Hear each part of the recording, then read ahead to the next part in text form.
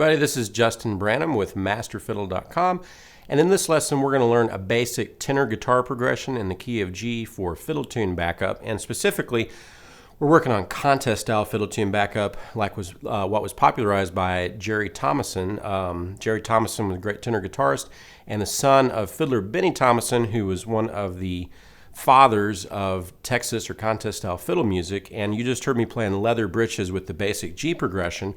I'll run through that progression and we'll learn how to play that and kind of how that fits in the more basic progression without all the passing moving chords and why we can use those as substitutes. So we'll explain why. You can just learn how to do it, not know why if you want to, and I have the progression written out for you to download on masterfiddle.com.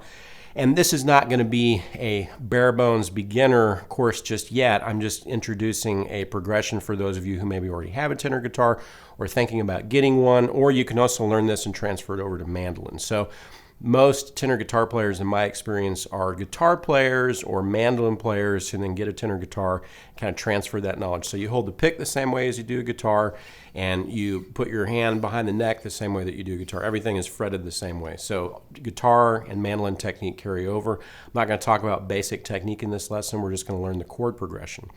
So let's take a look at that chord progression, and I'm going to come back up here so you can see my fretboard here.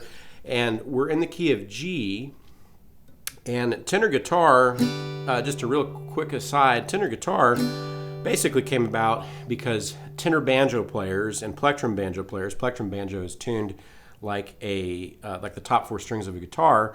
I'll come back down here.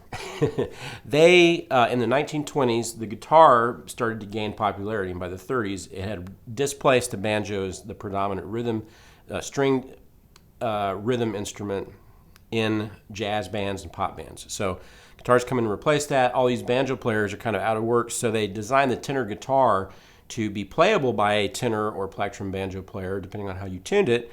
And that was the whole reason for the tenor guitar. And so really there was not a really distinctive style developed on the instrument. And actually the contest style fiddle tune backup that Jerry Thomason did, I think, is probably the most definitive and distinctive style developed on the instrument. So that's another good reason to start with this. Even if you want to play maybe more folk-based styles, this is a style that was actually developed on the tenor guitar specifically, and I don't know of anything else like that. Really, it was just sort of a way for banjo players to play a guitar, and Jerry Thomason learned the tenor guitar and made it kind of his own instrument, and that's why we have this. And then real quick, I'll tell you my tuning. This is standard tenor guitar tuning, so we've got A, and this is the same as a fiddle's A string. Pluck my fiddle's A string. A440. We've got D. Then we've got G. And then this is a C. C below middle C. So this is actually tuned the same as a viola. Okay, or a fiddle with a C that would be down below the G string that we can't hit unless you have a 5-string fiddle. So that's our tuning. And let's take a look at that progression. I'll go back into position here. So our first chord is going to be G. Sorry, there we go. So we've got G, and this is G with a D in the bass. Okay, and you can print out the chord diagrams if you look at the resources tab. But first finger is on the 2nd fret of the C string, pushing down on that. 3rd finger is on the 4th fret of the G string, and that note is a B note. So we've got D, B.